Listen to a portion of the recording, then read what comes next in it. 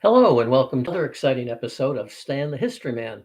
I'm your host, Dr. Stanley Sandler, and today I'd like to talk about the socialism in Nazi socialism. Well, you can tell right from the title, of course, the Nazis is an acronym that stands for the National Socialist German Workers' Party. Well, socialist workers, that sounds pretty socialist to me, and let's see how much they put that into effect. First of all, we can argue that the uh, main focus of the Nazis at this time was not just was nationalism. Of course, Germany, Deutschland über alles, and we will wipe out the stain of the Treaty of Versailles, which kept Germany down. The Germans that generation had a real um, whining, poor Germany, poor little Germany. We were surrounded by the Russians, surrounded by the French and by the English, and we had no alternative but to fight. And we didn't really lose the war. We were stabbed in the back by communists, socialists, Jews, vegetarians, whatever. And we're going to make this all right again. So there's certainly a nationalism part of National Socialism. Maybe we talk more about this. Germany gets in the war, very nationalistic, but socialism. Um, the Nazis from the get-go, from their title, they were saying that the workers in Germany, have been screwed by capitalism. He used anti-capitalist to begin with, and they need to. And so during the Depression, he's saying that the workers are really in bad shape because of capitalism and a parliament that does nothing. It's a bunch of blabbermouths in the cave of the winds and that the Reichstag. We are going to do something. And they did what all dictatorships do, all one party systems do, and that is put people to work. And we all know about Hitler's Autobahnen, and that certainly put many Germans to work. It's an interesting point that very few people talk about. The first uh, Autobahn, Autobahnen, were actually came from Italy under Mussolini, another you could say right wing socialist dictator, and he had the Autostrada, and that put a lot of Italians to work in a period of heavy unemployment. I often wonder how many Italians had cars, owned cars in the actually back 1920s. In the 1920s, how many of them had cars? But it put people to work. So therefore, that was big. But a lot of other projects as well. And of course, very soon, in direct defiance of the Treaty of Versailles, Germany begins to rearm, and that, of course, puts the workers to work as well. Before I should mention also about the Autobahn or the Autostrada as well. Uh, they were kind of a mixed weapon because it can go both ways.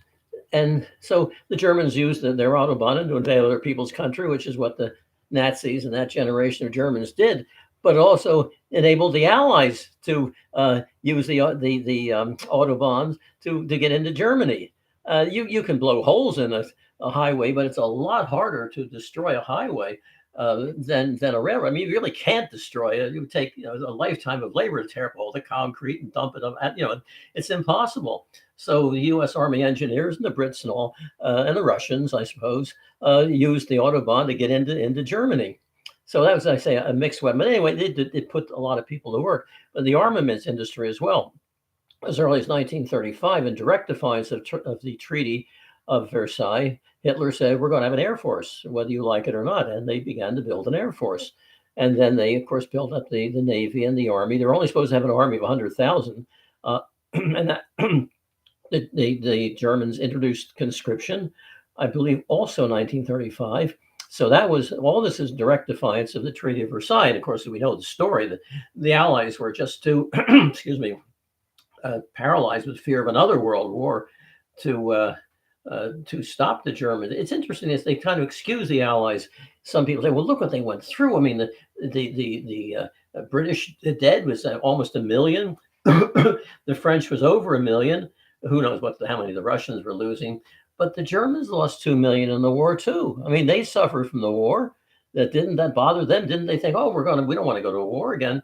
And I'm sure there were many Germans are saying, oh, we don't like this at all.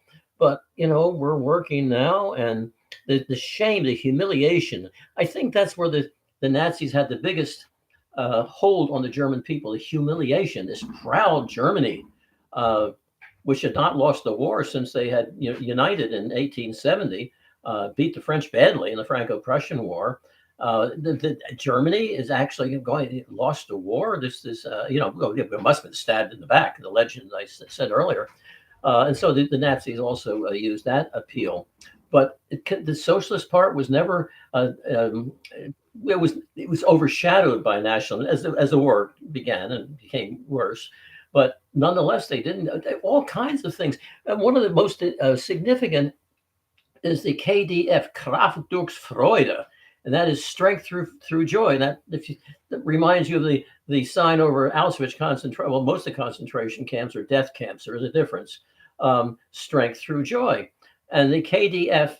This provided low-cost vacations and hotels and all, and cruises for the German workers. And there's something that just showed the socialist equality aspect of it. That on all these cruise liners, there were no classes. All the cabins were the same, and no matter whether you were a burgomaster or whether you were a worker on a coal mine or something, if you were on board the KDF vessels, you would then have your choice of or whatever they assigned. But I mean, it was equal. These were very popular. They used to take cruises up to the Norwegian fjords or down the Mediterranean if they wanted to warm up or whatever. I mean, it was very popular. And of course, as many of you know, the Volkswagen's real name was the KDF wagon, the people's wagon, okay, the people's car. That was what and Hitler was really pushed the Volkswagen. And he told Ferdinand Porsche, he said, I want a car that will sell for 1,000 francs, 1,000 marks, and will get 30 miles a gallon, and well built also. And they made some demonstration cars and so on, but they never got into mass production. But they marketed throughout Germany. You could buy a book of coupons, and then you turn the coupons in, and you eventually, if you had, I forget the number, how many coupons you had to have, you would get a Volkswagen. Well, they never filled in because the war intervened, but they had the people's car for the people's, the Autobahn. That was a theory which was kind of begun but never really finished up. And I also went a very unknown aspect of the Kraft durch Freude wagon was that Hitler basically, I think, got the idea, and there's evidence, got the idea from the Czechs. At the Berlin Auto Show in 1935, he saw a model of the Tatra. Let me get one for you. I should have had it prepared ahead. Just hang on there.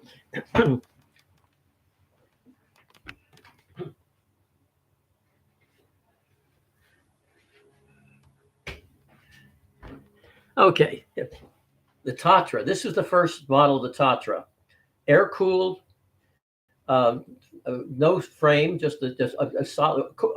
What are they called? They're built like there's no framework or anything. It's just a monocoque construction, the way airplanes are built. Look at that tail fin in the back. And this was on display at the Berlin Auto Show in 1935. And there's a photograph of Hitler. He's over at the Tatra company display, and he's smiling. Now remember, the Czechoslovakia was independent, got its independence because of the Treaty of Versailles. Not only that, but the Czechs are subhuman, and by the Slavs, according to Hitler, these are inferior races. But they're making this one heck of an automobile, and there are drawings which are attributed to Hitler showing him scaling down the Tatra, Tatra. Look it up. You'll find it. There are a number of sites on Tatra, a rather unknown car, and certainly in America I had one, but that's another story. And he scaled it down, and these drawings kind of look like Hitler's drawings because he was an artist, you remember.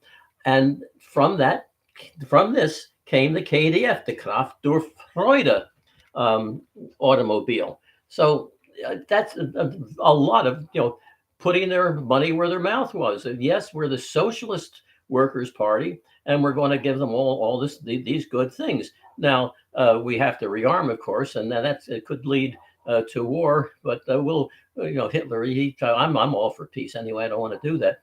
So there is a mixture of socialism and nationalism, as their title would indicate. And so they, in a sense, with Hitler, you know, you get what they're saying.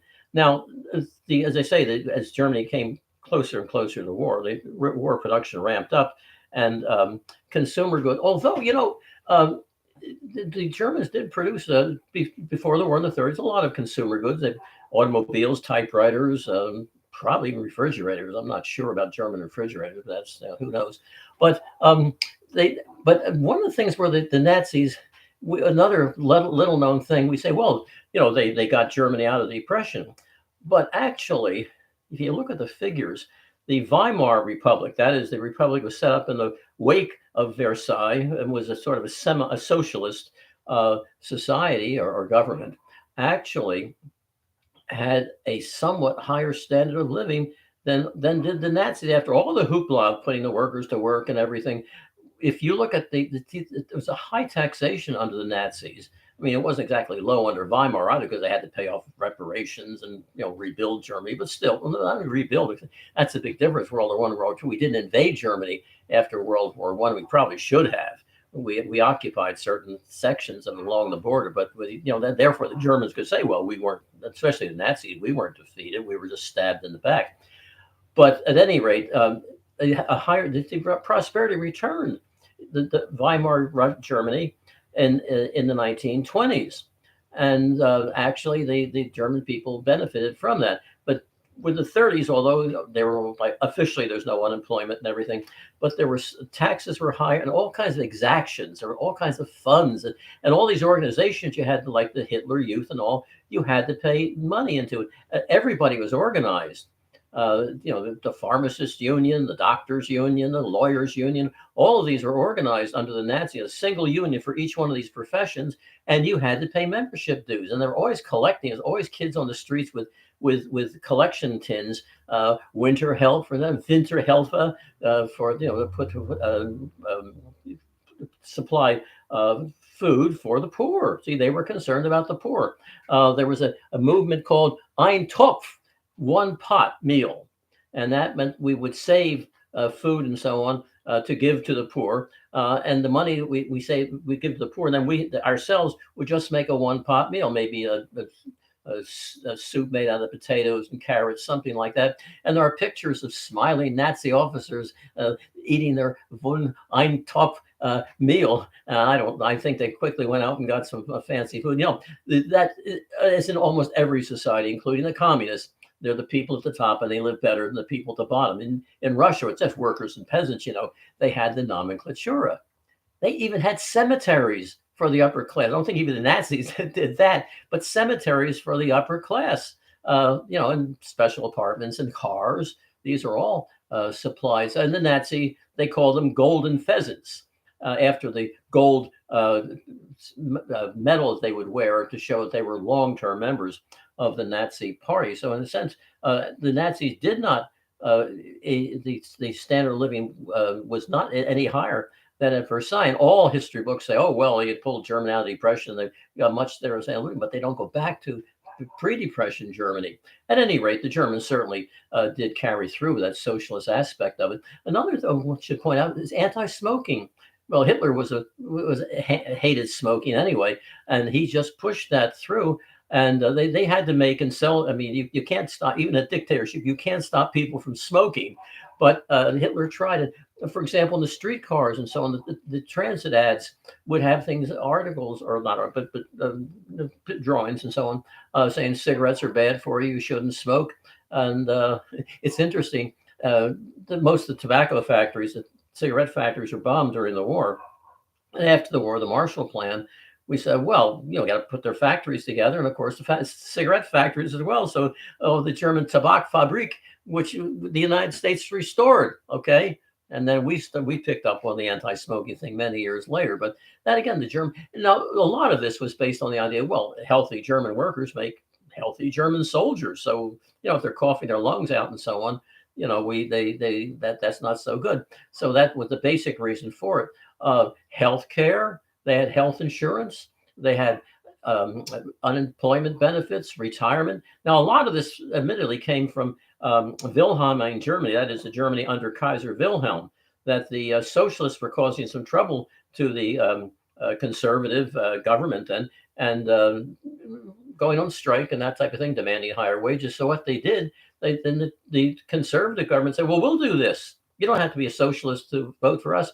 And so a lot of this came in, and then the Nazis, of course, just continued in and expanded it, thus reasserting my assertion that the Nazis were as much socialist. That's hardly as nationalists. I mean, that's hardly defending them. Like just that the reason they did it was, of course, to make better soldiers and to take over other people's countries inhabited by inferior people. But they did that. That was so. When you say, "Oh, the Nazis, they were a bunch of right wing thugs," well, they were that too, but they were also kind of socialist right wing thugs. Well, thank you for listening. We'll tune in again fairly soon to talk another episode of Stan the History Man. Bye bye.